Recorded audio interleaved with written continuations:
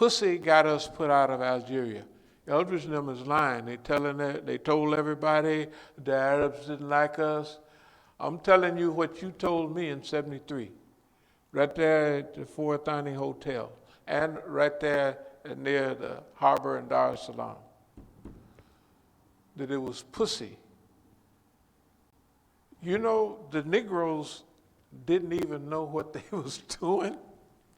Remember all those women wearing the all white, we call it niqab.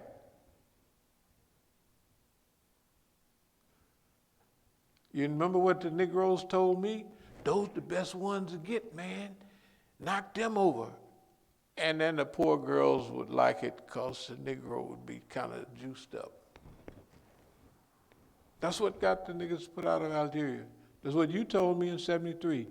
Pussy, P-U-S-S-Y, got us put out of Algeria, or got y'all put out.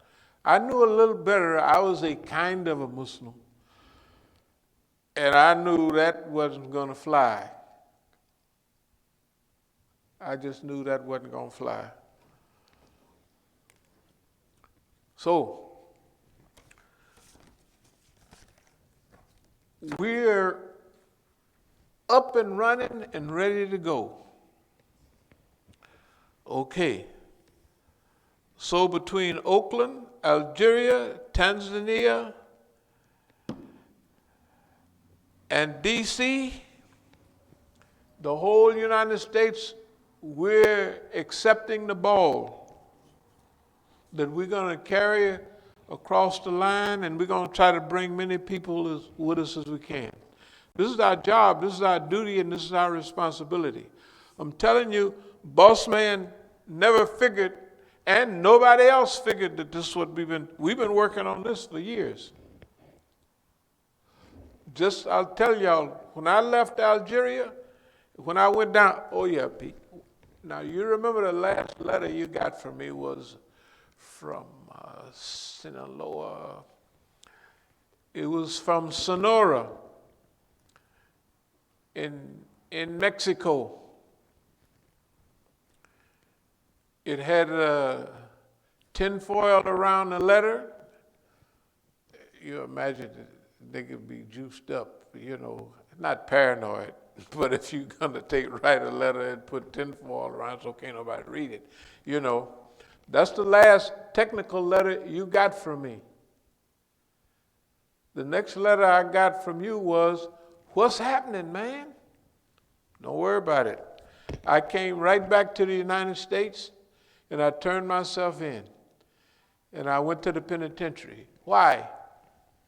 When I was in Sonora, and there's proof floating around from people who was involved. The reason I turned myself in, because if I would have been successful on that, I wouldn't be here talking about Islam today. The reason I say that is because you got to remember now, the movement needed a lot of money.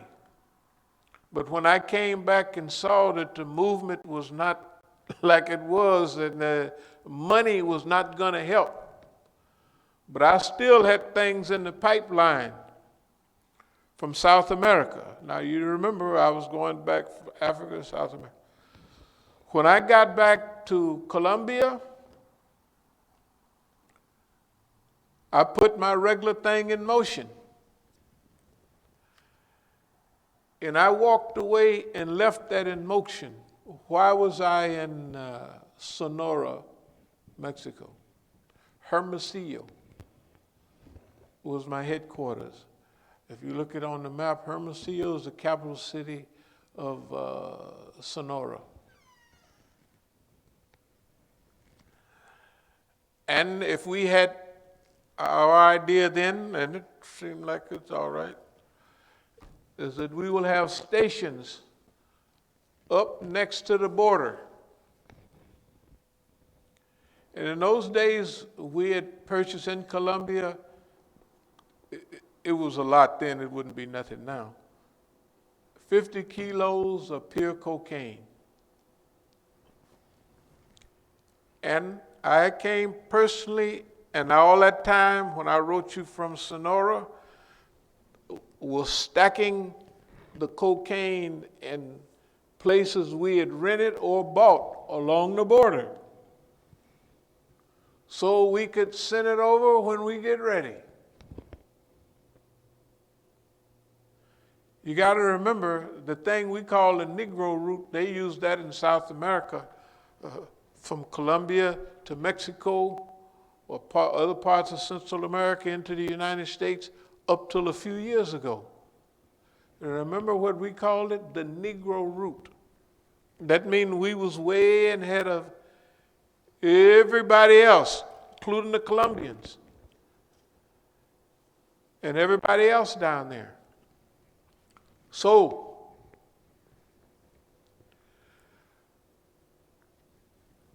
if I would have been successful, now somebody is pretty rich, because remember, I bought and paid for that.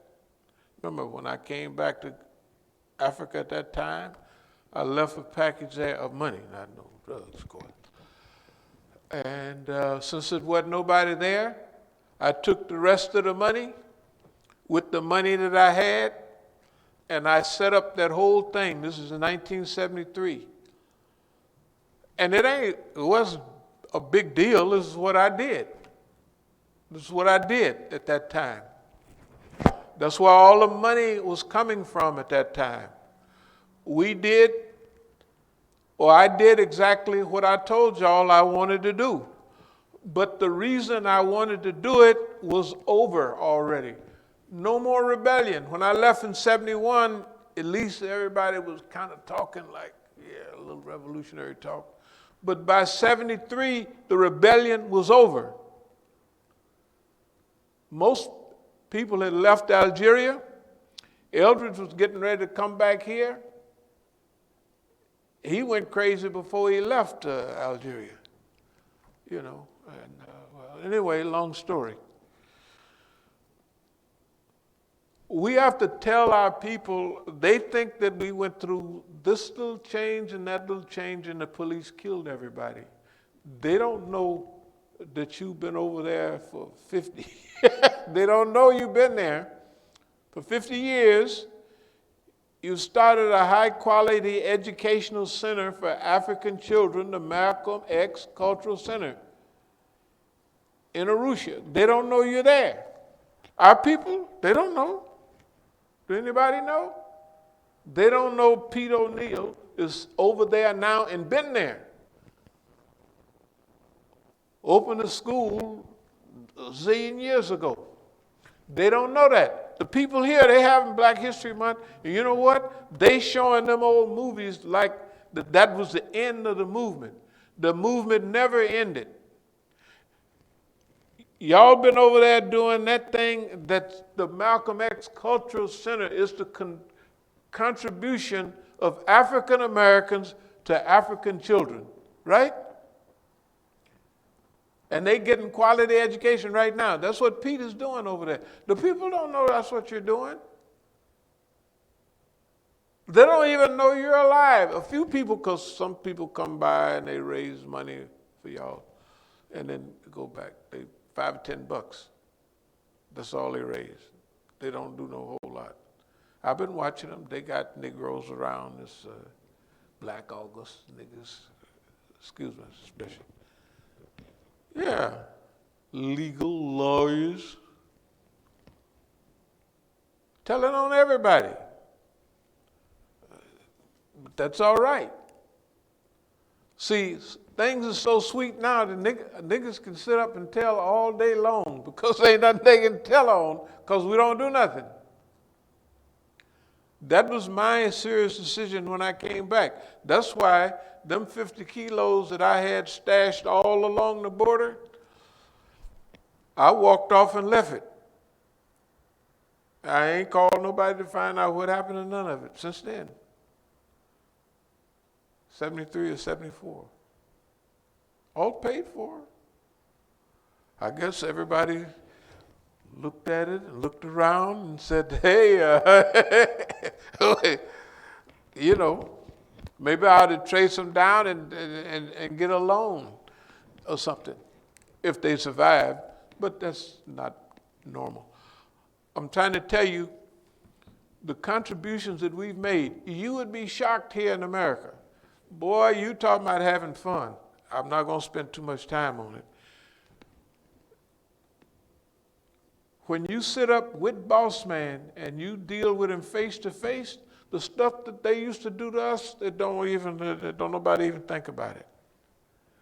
You would be shocked. Just think of Negro schedules. Psychological guerrilla warfare. You know where I got that from? Remember the 4 set books you gave me when I got there? Chairman Mao's Selected Works. Remember that? That's Pete O'Neill. He gave me Chairman Mao's, And I put all that to work, except we Negroized it. We changed it from guerrilla warfare to psychological guerrilla warfare. That's where it all come from.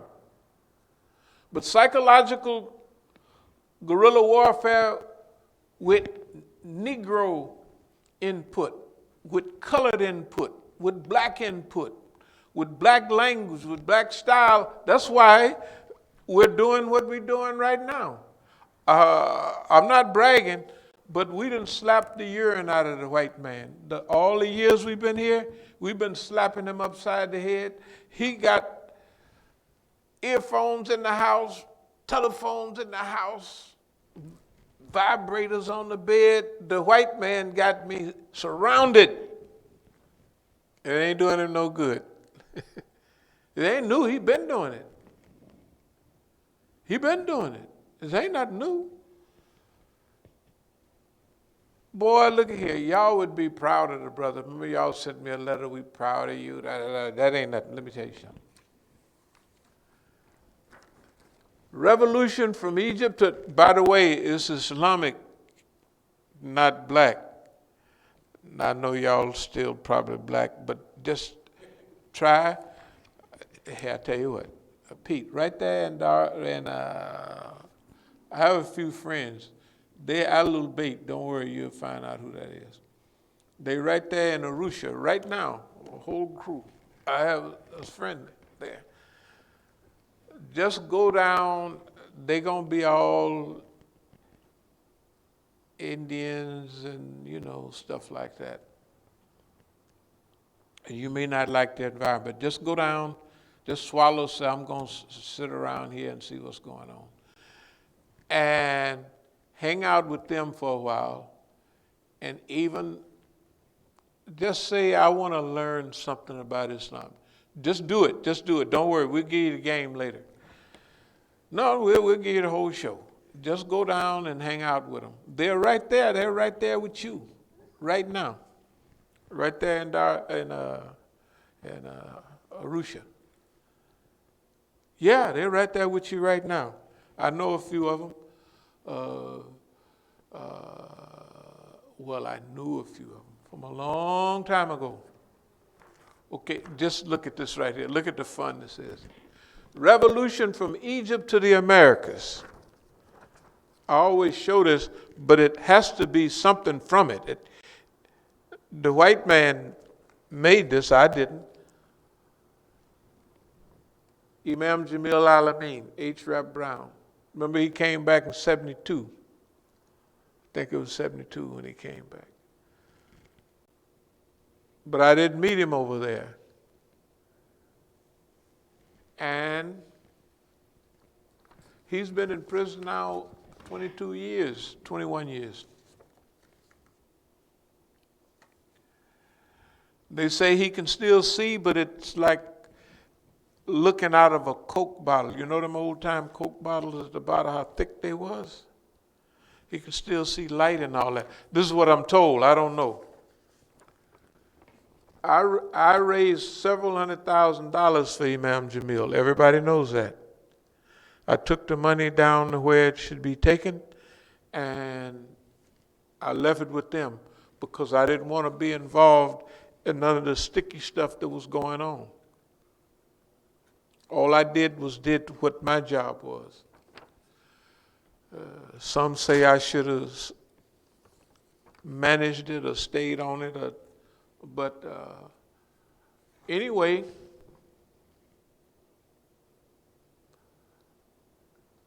Imam Jamil made the right decision when he came back, and he became a Muslim. This is the stage of the rebellion right now. Freedom rides, black nationalism, black power, Islam. That's the stage. Y'all thought it was going to stop at black power and black consciousness. That ain't it today. You can be the blackest conscious person in the world, and you got to have this dean to be able to deal with boss man. Boss man is running himself crazy and everybody else. You probably